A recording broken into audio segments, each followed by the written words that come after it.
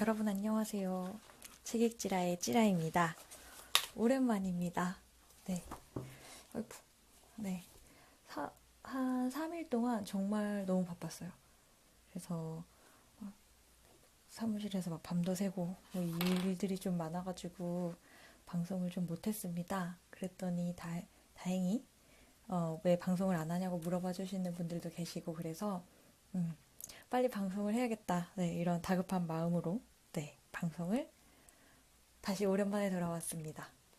오늘은 또라이들의 시대 세 번째 마지막 편으로 방송을 할 거예요. 그래서 마지막까지 읽어드릴 거고요.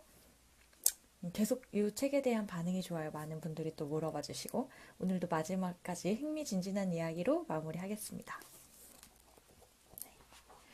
그리고 저희 방송은 책 읽지라 계속 유튜브에 다시 아카이빙 하고 있습니다. 그래서 혹시 뭐 타임라인에서 사실 그냥 이렇게 쭉 흘러 내려가다가 잘 여유 있지 않을 때는 들으시기 힘드시잖아요. 그러면 꼭 킵해놨다가 다시 듣기 해주셔도 좋고 아니면 유튜브에서 책 읽지라를 검색해서 다시 들어주시면 좋을 것 같아요. 여러분들 책 잘 못 읽으시잖아요. 그래서 제가 꾸준히 앞으로는 좀 결방 없이 대신해서 책을 읽어드리도록 하겠습니다.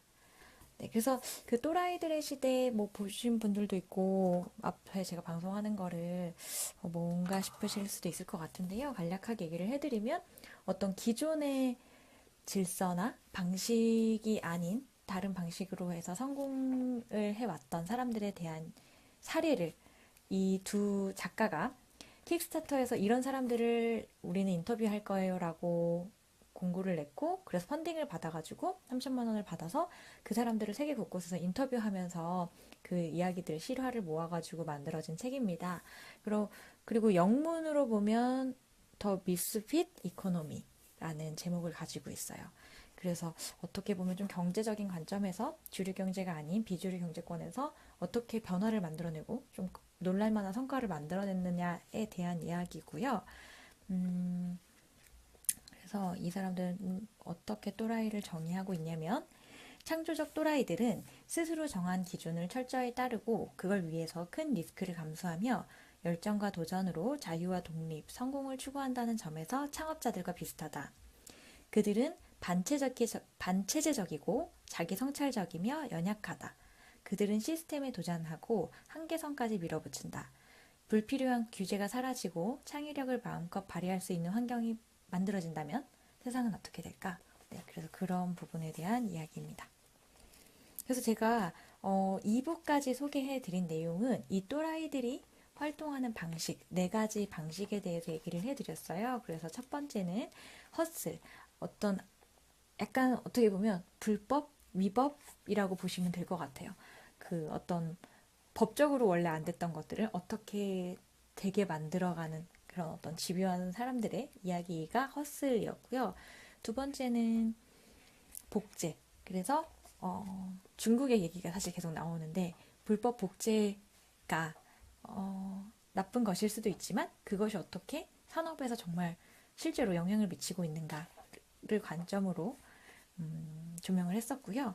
전 네 번째 장이 재밌었는데 그 세 번째 요소인 해킹에 대해서 얘기를 했고 어, 해커들의 정신과 그 다음에 어나니머스와 그런 사례들을 통해서 해커들이 어떠한 동기로 이 또라이들로 행동하면서 변화를 만들어내고 있는가까지 지난 시간 설명을 드렸습니다.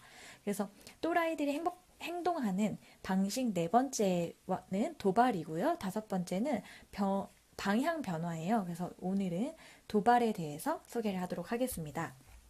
도발은 당연해 보이는 모든 것에 도전하라 라는 그런 부제를 갖고 있어요. 그래서 다양한 사례가 있는데 일단 이들이 생각하는 도발은 궁극적으로 주체적인 표현을 통해 스스로의 입장을 정하고 현상을 뒤흔드는 것이다. 이 기술은 정치 선동가뿐 아니라 일상생활에서 자기 의사를 표현하고 싶은 욕구를 느끼는 모든 이에게 중요하다. 그러니까 도발은 우리가 늘 해왔던 방식에 도전하면서 새로운 무언가를 위한 여지를 만드는 것이다. 성이 금기시되었던 시절에 헬레나 라이트는 여성들에게 임신을 위한 행위가 아니라 즐거운 놀이로 생각하자고 촉구했다. 제인 오스틴은 로맨스 소설을 통해 결혼에 대한 기존 관념에 의문을 던졌다. 네, 이런 식으로 기존 관념에 대해서 도발하는 거에 대한 사례가 많이 나와요. 그래서 이들은 각각 예술가, 작가, 저항가, 사회개혁가 혹은 도발자였다. 하지만 이들 사이에 한 가지 공통점이 있다. 모두 성공했다는 점이다. 모든 위대한 창업가와 마찬가지로 도발자들은 우리로 하여금 다른 종류의 진실을 믿도록 만들었다.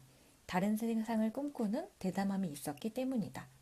네, 특히 예술가들 중에서 이런 기질을 가진 사람이 많은 것 같아요. 뭐 꼭 예술가 아니라 나사나 그런 사례들이 쭉 나오고요. 저는 예스맨이라는 활동가 그룹을 얘기를 소개할게요. 예스맨이라는 활동가 그룹은 비슷한 방법으로 도발을 활용한다. 이 단체는 사회적, 정치적, 경제적 이슈 뒤에 숨어있는 진실을 까발리는 것을 목표로 결성했다. 그래서 이들은 세상을 바꾸기 위해 미디어의 주목을 받는데 주안점을 둔다. 우리는 기자들이 중요한 사안을 취재할 수 있도록 단서를 줍니다. 대부분은 장난처럼 보이지만 뼈가 담겨 있죠. 그래서 이 예스맨이라는 활동가 그룹을 만든 비클바움이라는 사람은 타고난 장난꾸러기였지만 이를 사회운동에 활용할 방법을 찾은 것은 30살이 되어서였다. 한 게임 회사에서 프로그래머로 일하다가 갑자기 장난기가 발동한 것이다. 그는 심 카터라는 비디오 게임 속에 소년들이 키스하는 장면을 집어넣었다. 일이 짜증나서 그랬어요. 무슨 일이 일어날 거라고는 생각했지만 그게 무엇일지는 몰랐죠. 게임이 출시되자 이 장난은 언론에 대대적으로 보도됐다. 비클바움은 이렇게 주목받는 걸 즐겼다. 이어 그는 회사에 불만을 가진 직장인들이 태업 자금을 모을 수 있는 가짜 웹사이트를 만들었다. 하지만 이건 시작에 불과했다. 이들은 반문명적 악행의 홍보를 대행한다는 기치를 내걸고 예스맨을 만들었다. 예스맨이 처음으로 큰 성공을 거둔 건 2000년 세계무역기구 WTO의 짝퉁 사이트 가트.org를 만들면서다. 이들은 관세와 무역에 관한 협정 가트의 도메인을 선점해 WTO의 공식 사이트처럼 꾸민 뒤 이렇게 적었다. 11월 11일 토요일 와튼 비즈니스 스쿨에서 열린 아프리카 산업 관련 컨퍼런스에서 WTO는 새롭고 훨씬 진보된 형태의 노예 제도를 선보이겠다고 밝혔다. 이 지역은 500년의 자유무역으로 가장 큰 타격을 받은 곳이다. 라는 장난의 문구를 올린 거죠. 이렇게 WTO의 가짜 사이트를 만들어서 장난을 한 결과 이 사이트를 진짜로 믿은 기관과 단체로부터 강연과 인터뷰 요청에 세도했다. 이들은 WTO 공식 대표단을 가장해 이에 응했다. 이를 계기로 예스맨은 세계적인 주목을 받으면서 글로벌 플랫폼으로 성장했다. 가짜 WTO 사이트로 성공을 거둔 후에도 이들은 익살스럽고 풍자적인 장난을 계속해 나갔다. 또 자기네 노하우를 공유해 활동가를 양성할 목적으로 예스랩이라는 사이트도 만들었다. 하지만 비크바움은 예스맨의 파급력에 대해서는 말을 아낀다. 우리가 미디어의 주목을 받은 것은 사실이에요. 하지만 말만으로는 변화를 이끌어낼 수 없어요. 우리는 단지 압박하거나 사람들의 관심을 끄는데 작은 역할을 할 뿐이죠. 그러니까 이들이 말하는 거는 자기네가 트리거를 만들 수는 있지만 결과적으로 어떤 더 움직이는 큰 행동이 있어야 된다라는 정도가 아닐까 싶어요.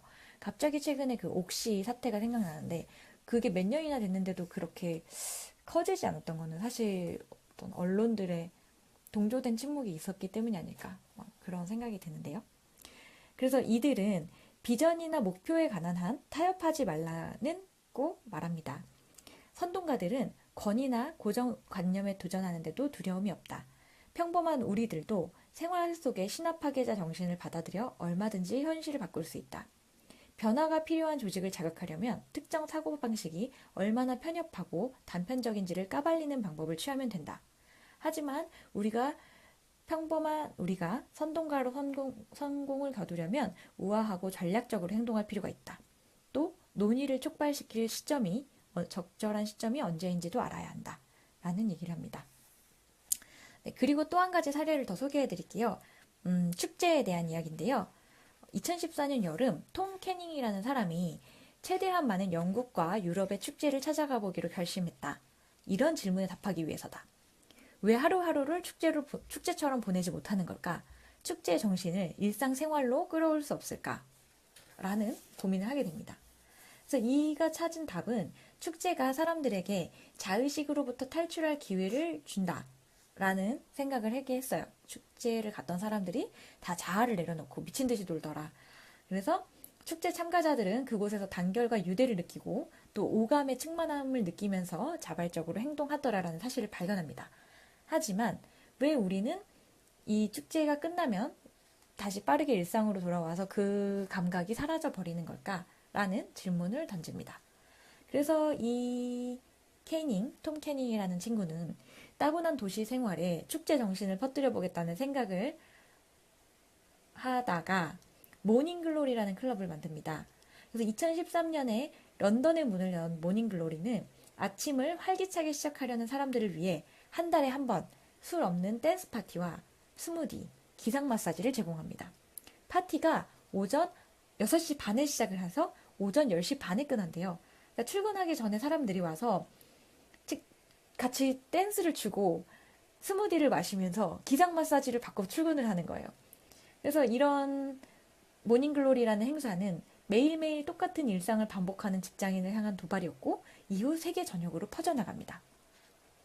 그래서 이 소식이 전해지자 예, 문우님 안녕하세요. 여러분들 오늘 들어와서 저한테 인사 좀 남겨주세요. 아무도 오늘 댓글이 없네요. 네. 그래서 이 세계 도시에서 아침 파티를 연다라는 이 컨셉을 본 사람들이 이제 나도 우리 도시에서도 아침 파티를 열고 싶다라는 문의가 쇄도했고 그 모닝글로리는 이 사업으로 프랜차이즈를 만들었다고 합니다. 그래서 모닝글로리가 바르셀로나, 뉴욕, 런던, 도쿄, 벵갈루루, 멜버른 등 14개 도시에서 상업 중이다. 그래서 뉴욕 지점의 책임자인 애니 페브리컨트에게 모닝글로리가 왜 그렇게 인기가 있고 사람들에게 어떤 영향을 미치고 있냐고 물어봤다. 아침에 댄스 파티가 인생을 바꾼다고 하면 우습게 들리겠지만 실제로 그래요. 여기 온 사람들이 인간에 대한 믿음을 충전하고 한껏 들떠서 떠나요. 이곳은 술과 마약이 없이도 에너지와 사랑이 폭발하죠. 그런 게 사람들에게 큰 의미가 있는 것 같아요. 라고 얘기를 했습니다. 그래서 축제를 일상으로 가져와서 아침에 파티를 하고 출근한다라는 재밌는 도발을 한 거죠. 그래서 도발에 대한 사례가 굉장히 많이 나오고요. 네, 다 소개할 수는 없지만 그래서 도발의 가치는 근데 이들은 대화를 이끌어내는 데 있다라고 봅니다. 저항 시위는 영원히 지속되지 못한다. 과학 소설은 두툼한 종이더미일 뿐이다. 깜짝 장난은 속았지를 외치고 나면 놀라움이 사라져버린다. 하지만 정당한 질문을 던지면서 대안을 찾아보라고 외치는 사람들은 언젠가 나타날 진정한 변화에 초석을 세운 사람들로 기억될 것이다. 그러니까 이 앞에서 말했던 것들이 도발이라는 그런 도발이라는 행위를 했던 또라이들의 이야기를 소개하면서 물론 그거는 굉장히 이벤트적이고 잠깐일 수 있지만 그게 어떤 변화의 초석이 된다라고 말을 하고 있습니다. 그래서 여기서 일깨워진 통찰들이 현실로 스며든다. 모든 사람들이 매일 페스티벌 복장을 한 채 사막에서 물물교환을 하거나 화성 가상기지에서 고립된 생활을 하거나 월스트리트 점령 시위가 일어난 주코티 공원에서 시위를 할 수는 없다. 이게 다 앞에 나왔던 사례고요. 하지만 선동가들이 참조한 임시의 세계는 우리 주류 문화에서 대화를 촉발한다. 바로 여기서 혁신이 탄생한다. 그러니까 거리를 가지고 사람들이 이야기하기 시작한다가 도발의 중요한 점이 아닐까라고 생각을 해봅니다. 그래서 또라이들의 행동 양식 4번째가 도발이었고요. 그 다음에 마지막 5번째 행동 양식은 방향 전환입니다.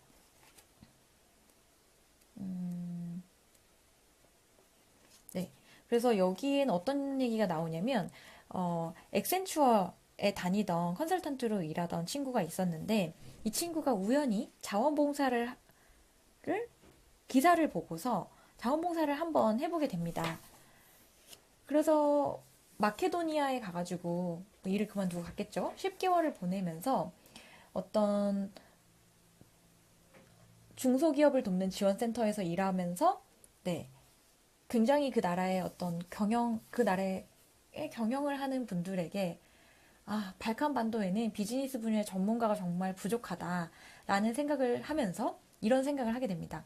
왜 엑센추어는 여기 오지 않는 거지? 경영 컨설팅은 바로 이런 곳에서 해야 된대.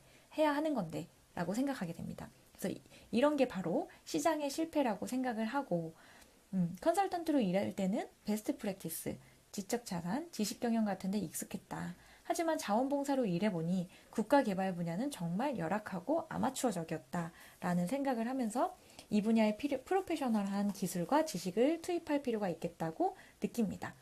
그래서 이제 자원봉사를 마치고 다시 런던의 회사로 돌아가네요. 그래서 돌아갈 준비를 하면서 카페에 앉아서 이런 상상을 해봅니다. 엑센추어, 새로운 사업 분야로 진출이라는.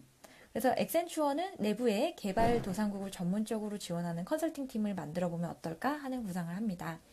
엑센추어의 풍부한 자원과 직원들이 활용해 비정부 기구, NGO 등과 협력하면서 손해보지 않을 정도의 자문료만 받고 컨설팅을 해주고 싶다. 다시 말하면 영리를 추구하는 회사 내부에서 비영리 사업을 해보겠다는 생각이었다. 일단 이런 엉뚱한 아이디어로 무장하자 상사의 관심을 끌 방법이 필요했다. 그래서 보도자료가 그 미끼라고 생각을 합니다. 그래서 그는 스위스 다보스 포럼에서 엑센추어 회장이 발표하는 것처럼 보도자료를 씁니다. 경영 컨설팅의 거인이 기업의 사회적 역할에 큰 전기를 마련하다. 엑센추어의 새로운 경영 방침은 컨설팅 사업의 범위와 역량을 최대화하면서도 사회적 요구를 최대한 반영하는 데 초점을 맞췄다. 라고 적습니다. 그러니까 보도자료를 가상으로 작성한 거죠. 그래서 런던으로 돌아와서 이 자료를 영국 엑센추어 본사 수뇌부 중 한 사람에게 제출합니다. 이 인물은 평소 회사의 사회공헌에 관심을 갖고 이 블럭을 지지해주던 인물이었어요. 그래서 최희연 대표님 안녕하세요. 네, 많은 분들이 오셨네요. 그래서 이 아까 수뇌부에 있던 분이 보도자료를 받았잖아요. 그걸 다시 그룹 회장에게 전달을 합니다. 근데 회장이 봤을 때 이 보도자료가 경영 컨설팅의 거인이 기업의 사회적 역할에 전기를 마련했다라는 제목이 되게 섹시하잖아요. 그러니까 불러내는 거예요. 블럭이란 친구를. 근데 이날 아침에 이 사람은 늦잠을 잤다고 합니다. 그래서 완전히 시겁했다. 그날은 내 인생에서 제일 중요한 아침이었다. 약속 30분 전에서야 잠에 깼고 침대에서 뛰쳐나와 샤워도 하지 않고 양복으로 갈아입었다. 네, 그리고 달려갑니다. 그러면서 이 좋지 않은 미팅을 다행히 하면서 회장이 매우 실질적인 질문들을 연거푸 던집니다. 낮은 임금에도 직원들이 일을 하려고 할까? 개도국 자문시장이 있는가? 개도국이 우리의 자문을 원하기는 하는가? 이런 질문들을 던집니다. 그래서 이 미팅이 끝나고 블럭은 많은 숙제를 받은 거죠. 이 질문에 대한 더 구체적인 답을 해야 되니까.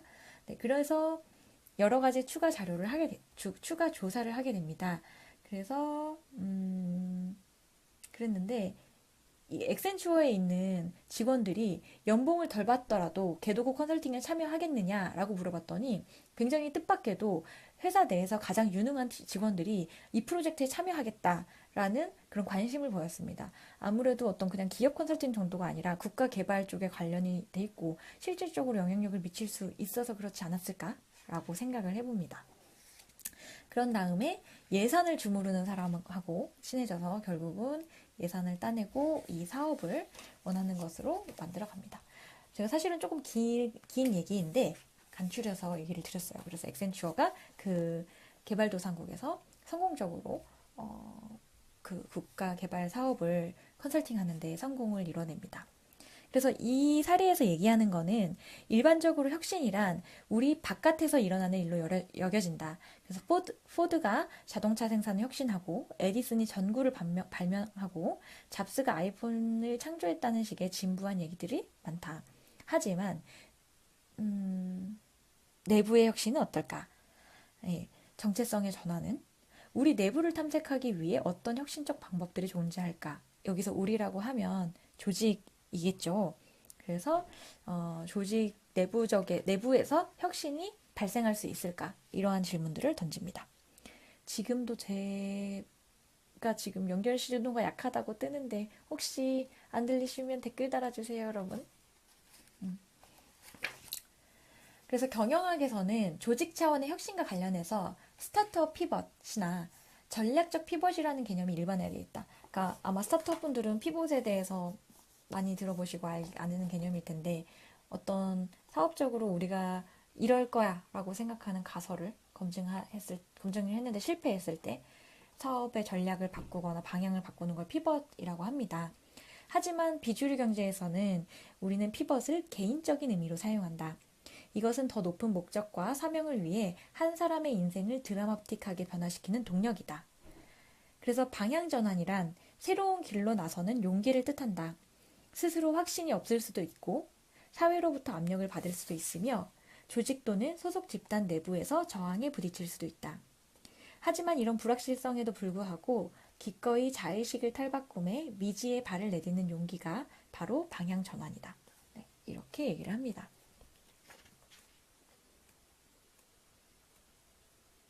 네, 그래서 방향 전환에 관련해서도 굉장히 많은 사례들을 있고요. 네. 좀 제언을 먼저 읽어드릴게요. 창조적인 또라이들에게 혁신의 과정은 찬란하지 못할 때가 많다. 당신의 아이디어가 즉각적인 호응과 인정을 받는 일은 드물다. 아이디어가 현실에서 받아들여지는 게 먼 미래의 일이 될 수도 있다. 아주 특별한 방향 전환을 이뤄 이번 장에 소개한 인물 중에는 논란과 오해를 부른 이가 많다. 당연히 기존 질서에 반하는 방향 전환을 하다 보니 네, 그런 경우가 많겠죠. 그럼에도 불구하고 흔들리지 않는 신념, 핵심 가치에 대한 헌신, 그리고 다른 사람의 의견에 휘둘리지 않겠다는 의지야말로 방향 전환을 감행하게 만드는 원동력이 된다는 사실을 우리는 이들의 이야기를 통해 알 수 있다. 이러한 방향 전환은 완전히 새롭고 충만한 방향으로 우리의 인생을 이끈다. 비록 남들은 온전히 이해하지 못한다고 해도 말이다. 네, 그래서 여기까지가 방향 전환의 이야기였습니다. 네.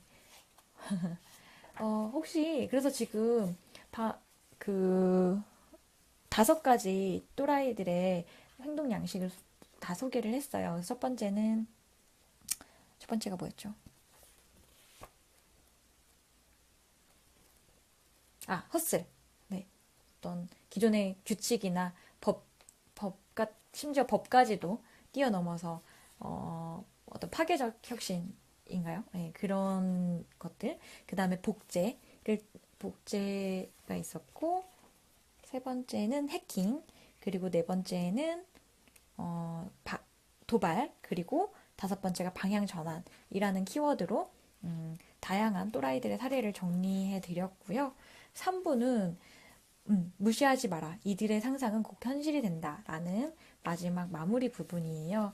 그래서 여기서는 비주류로 성공한 이들이 말하는 인생에서 가장 중요한 한 가지라는 제목으로 소개를 하는데 사실 저는 이 한 가지가 뭔지는 못 찾았어요. 되게 여러 가지를 얘기하고 있어서 마지막 파트에서 간단히 소개를 드리면 비주류로 살면서 원하는 것을 이뤄내려면 일종의 이중의식이 필요하다. 자신의 아이디어에 확신을 가지면서도 남들이 가진 시각의 논리와 합리성 또한 살필 줄 알아야 한다. 장기적인 안목도 필요하다. 당신이 시도하는 해킹이나 도발, 허슬이 세상에서 받아들여지는 데는 상당한 시간이 걸릴 수도 있다. 라고 얘기를 합니다.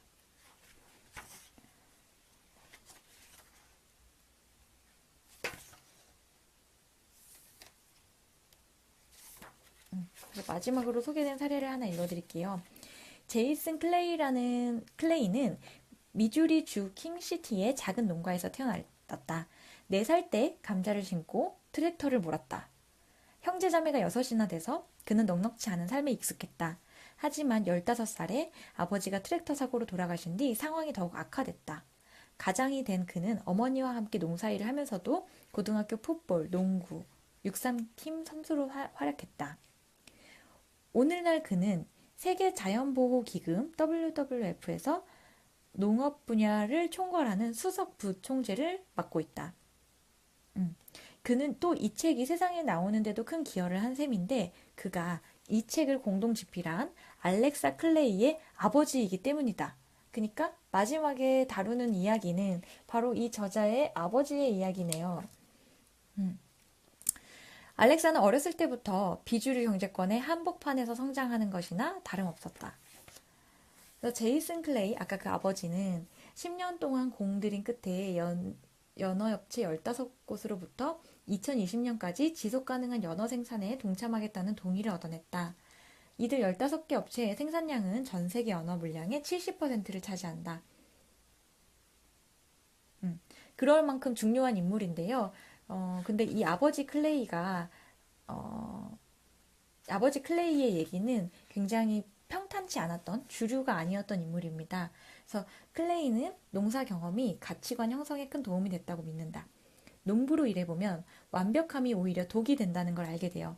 적당히 좋은 걸로 충분해요. 농부들은 상황에 따라 임기응변으로 문제를 해결해야 될 때가 많거든요. 가난한 집에서 성장한 탓에 그는 검소함이 몸에 배었고 이는 직장에서도 큰 힘을 발휘한다. 그는 늘 이렇게 이야기한다. 돈을 뿌리지 않아도 문제를 해결할 수 있습니다. 돈보다 더 중요한 것은 무엇을 어떻게 생각하느냐 하는 점이죠. 가령 코카콜라와 과도한 물 소비 문제를 해결하기 위해 협업할 때 클레이는 일반적인 관점과는 전혀 다른 곳에서 해결책을 찾았다. 콜라 제조 과정에서 사용하는 물을 줄이는 데는 한계가 있었다. 그래서 클레이는 음료를 병에 채우는 단계가 아니라 그 이전 단계, 즉 설탕 생산 단계에 주목했다. 왜냐하면 설탕 생산 단계에서 소비하는 물의 양이 병입 단계에서 사용하는 물보다 50배나 많기 때문이다. 이러한 식으로 그는 기업이 미처 모르는 사이에 환경에 큰 영향을 미치고 있다는 사실을 일깨워 주려고 노력했다. 결국 이런 문제를 해결하려면 기업들이 납품 업체들과 더 긴밀히 협력해야 한다. 네, 그래서 어떤 문제 사고 방식을 좀 더 확장할 수 있었던 것을 농사 경험에 비추어가지고 사례를 쭉 설명을 하고 있습니다. 이야기가 길어서 다 소개하지는 않을게요.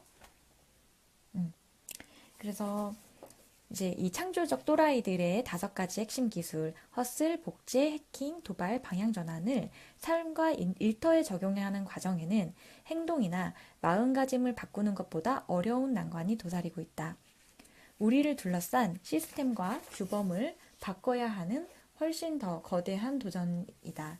그리고 이 과정은 아주 느리게 진행된다. 네. 그래서 그 일이 비록 어렵지만 그 일을 해내는 사람들이 만들어낸 의미를 이 책에서 다루고 있습니다. 그래서 결론에서 이렇게 말합니다. 혁신이란 더 이상 첨단 IT 제품에서나 쓰이는 용어가 아니라 같은 행성에 사는 우리 인류를 심오한 욕구를 충족해주기 위한 보편적 수단이 될 것이다. 심지어 범죄자들도 사회의 짐으로 취급되지 않을 것이다. 그들의 범죄 기술은 공익을 위해 재평가되고 사회의 이익이 될 수 있는 방향으로 재활용될 것이다. 학생들은 지식을 소비하는 환경에 맞추기 위해 공부할 필요가 없게 된 것이다. 다른 사람들과 협력해서 자신의 열정과 지식을 직접 개발하는 것이 진짜 공부로 인정받게 될 것이다. 네, 진짜 요즘같이 알파고가 나오는 시대에는 기존 지식이 되게 큰 쓸모가 없을 것 같다는 생각이 듭니다. 문제 해결 능력이 더 중요하겠죠. 그렇게 얘기를 하고 있고요. 물론 다른 비주류 경제권의 삐딱한 접근 방식은 여전히 초기이거나 대중의 지지를 못 받고 있다. 가령 지난 시간에 소개해드렸던 낙타유나 또는 외계인에 대한 믿음 또는 재소자 대상, 그러니까 감옥에 있는 사람들을 대상으로 벤처 창업 교육을 하거나 그런 사례들이 사실은 모두 대중의 지지를 받지는 못하고 있다. 하지만 우리 모두가 불합리한 제도와 상식을 거부하고 각자의 본래 모습대로 살기를 결심한다면 관습적이지 않은 것들을 수용하고 장려하는 세상이 어느새 성큼 다가올 것이다. 라고 이 책을 마치고 있습니다. 제가 오늘은 조금 평소에 비해서 책을 덜 읽어드려야지 라고 생각을 했어요. 같이 얘기를 해보고 싶었거든요. 근데도 생각보다 30분이나 책을 읽었네요. 그래서 저는 사실 이 책을 읽고 느낀 거를 좀 같이 짧은 저의 소견이지만 같이 얘기를 해보고 싶었습니다. 그래서 근데 이 책을 읽으면서 처음에는 굉장히 좀 당혹스러웠어요. 왜냐면 불법에 대한 사례도 많고 예를 들면 소말리아의 해적 이야기를 말씀드렸는데 이걸 어떻게 받아들여야 할 것인가. 근데 사실 해적이 결과적으로는 굉장히 범법행위였지만 그 해적이 규모화되고 거대 조직이 되는 과정은 굉장히 의미가 있었잖아요. 살펴보는데. 그래서 어, 네. 그런 그런 데서 충분히 배울 것이 있구나.